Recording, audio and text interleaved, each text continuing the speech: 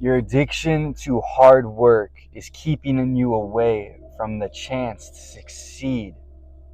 Your addiction to the struggle is keeping you small. I learned this the hard way years ago. That is why I'm bringing it forward here with so much passion and such a strong belief, because years ago I saw this unfold in my basketball career. And now, full circle, years later, it's coming back and slapping me in the face and showing, yo, Devin, you've been playing the wrong game. This whole time, I've been looking for the grind. I've been looking for the hard times to earn my approval, to showcase who I am, to earn the right to be loved. Instead of putting my attention and energy into the success and vision and allowing that to flow freely, I've been going and searching for the struggle. This comes back to flow state. This comes back to, man, my hair's getting long. This comes back to look at, for me, basketball. We're going to dive into basketball because that is what resonates the most with me. When I look back at my basketball career, I was the grinder. I was the guy that outworked everyone. But guess what? Nobody cares. I've had a lot of people respect the how hard I work and how I showed up and all of that, and coaches saw and respected it and appreciated it. But at the end of the day, nobody cared. It's like, what results did you get in a game? And that's the reality of your life, not just basketball, but your life. Nobody cares if you work out and do this all the time, or if you do this and you do that, or you put in this many hours into your career a day, and nobody cares. What are the results saying? What are the numbers saying? What is actually being created? What life are you actually living? Look at those basketball players. For me, it was basketball that really slapped me in the face because I was outworking everyone. And then I would look around and I would get mad. I'd be like, why is this kid doing better than me in the game? Why is this kid getting all the attention? Why is this kid shining when I'm out here busting my butt every single day? No one is working harder than me. Why? What is going on? It's because I was so addicted to the struggle that I was so blocked off from actually free flowing and allowing myself to just boom, to shine, to create, to express, to go. I was stuck in that shell. And that's where you're at right now. You're playing too small. You're playing the wrong game, really. You're playing the game of lack. And if you continue to play the game of lack, that is what your reality will present back to you.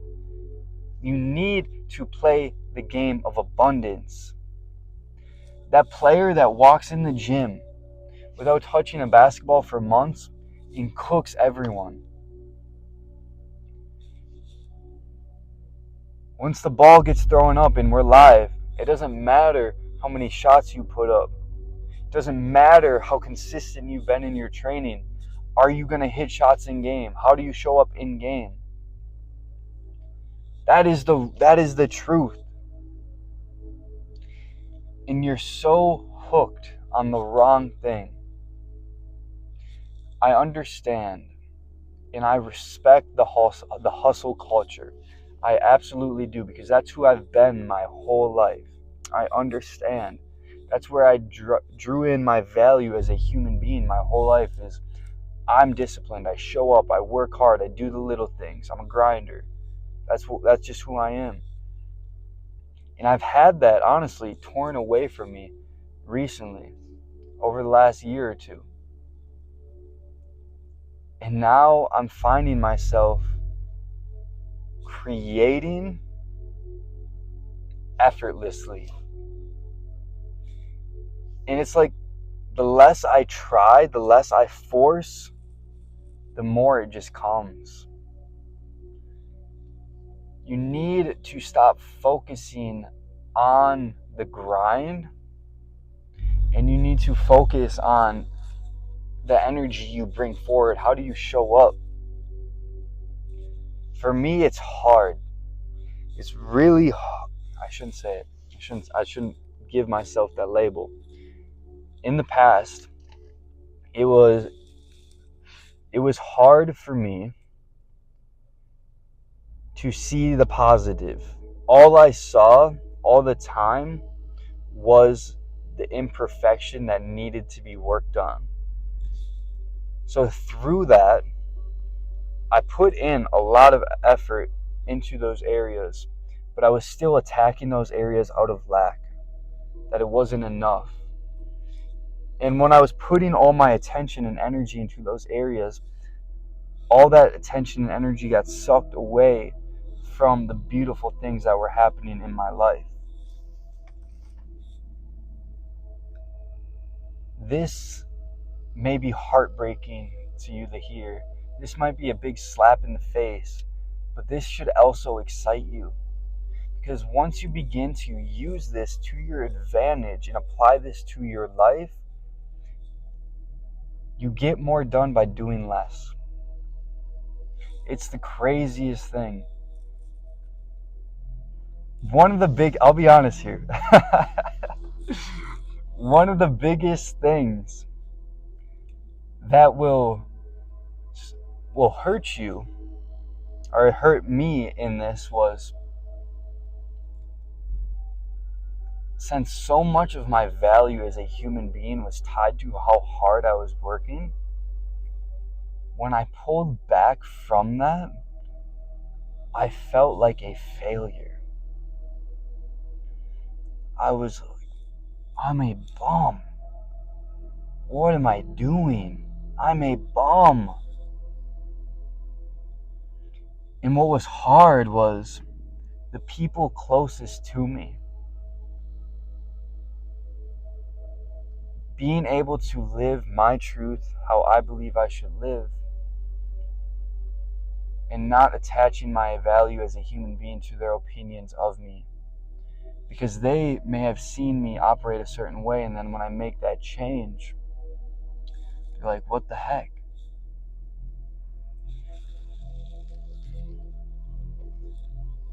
It's hard. And that's why it's so valuable. Is when you remove the attachment to earning your self-love, earning your worth, earning that energy, earning the abundance, and you allow it to actually be here and now.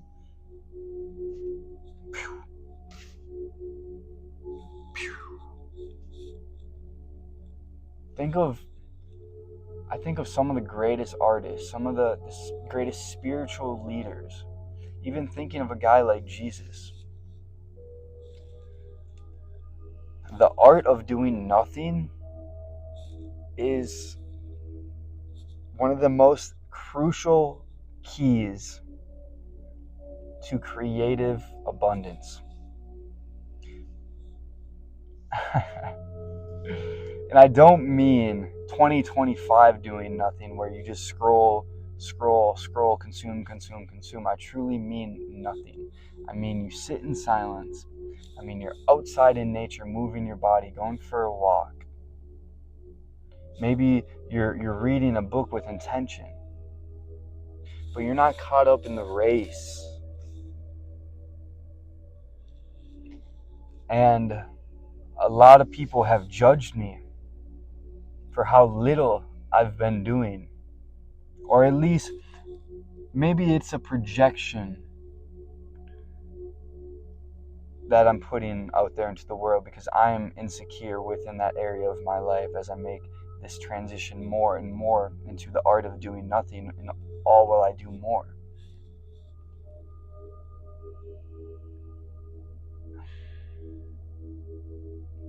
But it's out of that state of needing nothing, of being nothing, of looking for nothing, that everything you have ever needed reveals itself. all of the answers you've been looking for, all of the clarity, everything. It's unreal. And I'm so passionate about sharing this because I was the ultimate forcer in my life. Like pushing back against the box I put myself in when all I had to do was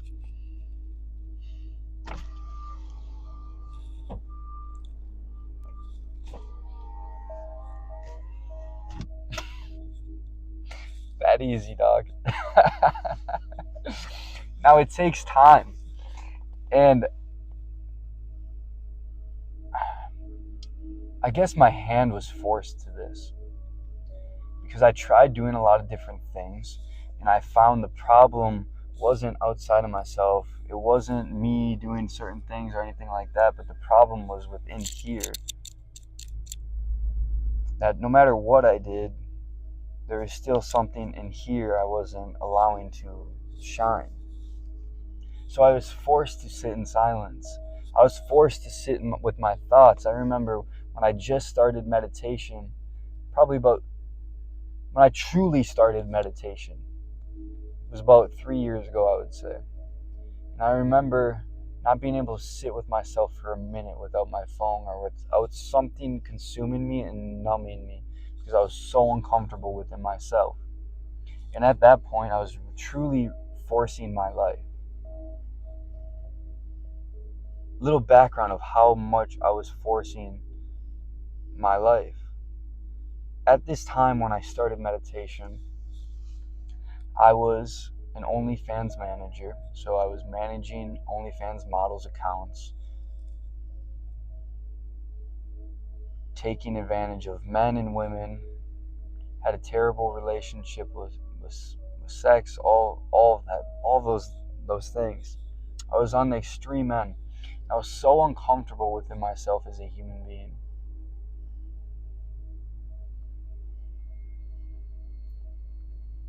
Luckily enough, psilocybin entered my life. I started diving into some psilocybin ceremonies, and boom, that light revealed itself to me. But that didn't just put away all my problems. That means there was so much more work to do. I opened up a can of worms that I needed to show up day in and day out with and sit with. And meditation was that thing for me. The art of doing nothing, which I thought was crazy at first. I felt lazy. I felt like, what am I doing? And other people would voice their opinions about it and say like, you're just lazy, you're not doing anything, like, come on. But no, that skill is one of the greatest skills I've developed and has brought me here now where I can speak from my heart for 13 minutes straight and not think of a single word I'm going to say, but allow God to just, boom, bring it to you.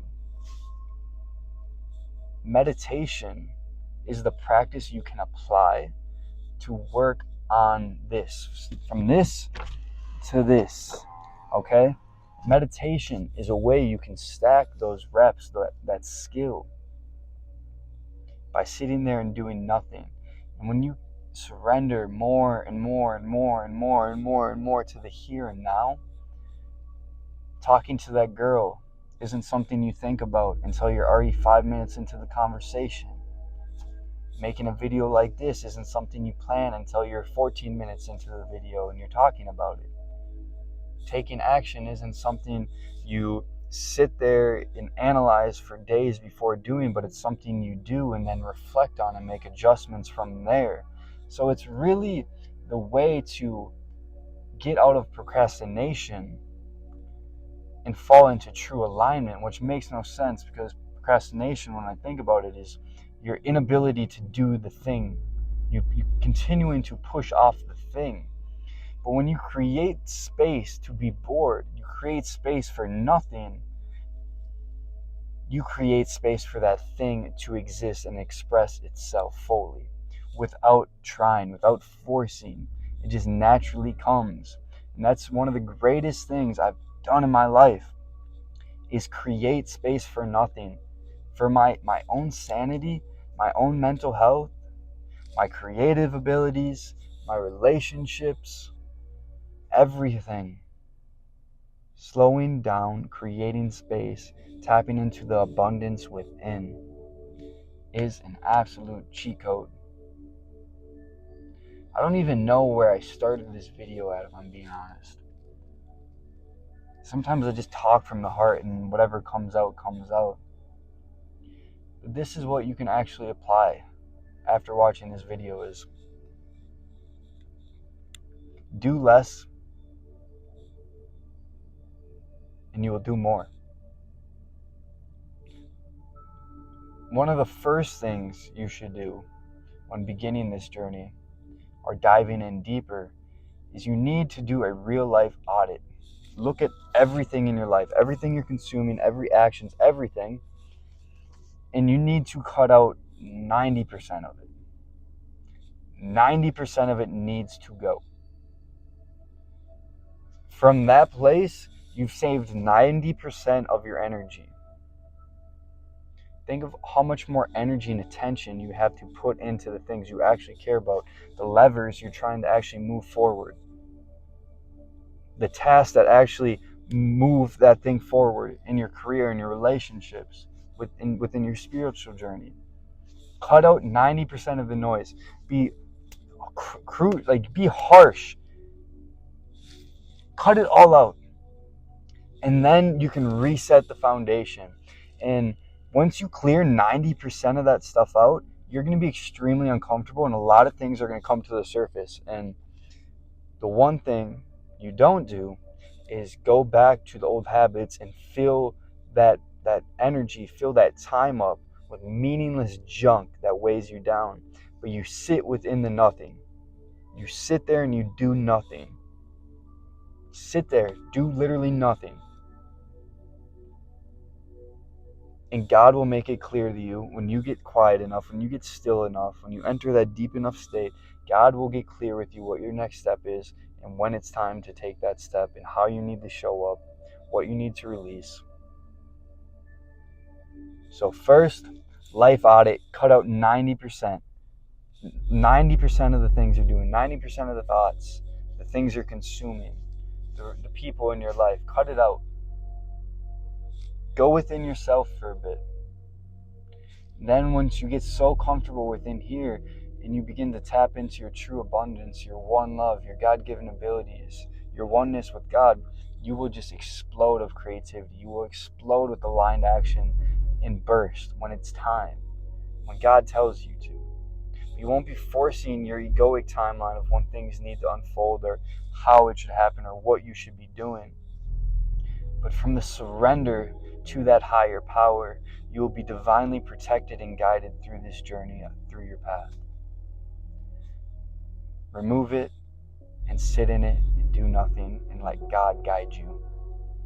The art of doing nothing is probably the greatest thing you are missing in 2025, where everyone is so caught up in doing so much that they are truly doing nothing.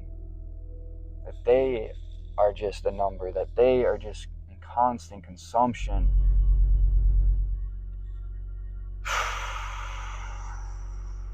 It starts there.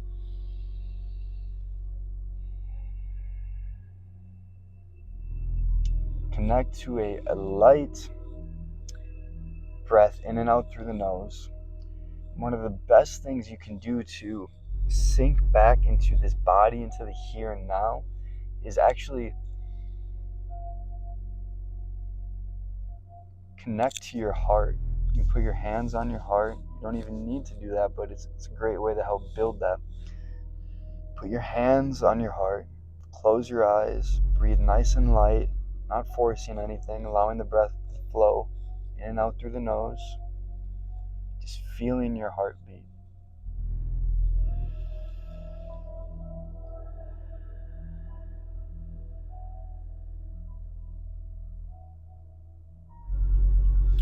From that place, you will sink into the present moment and you will create freedom.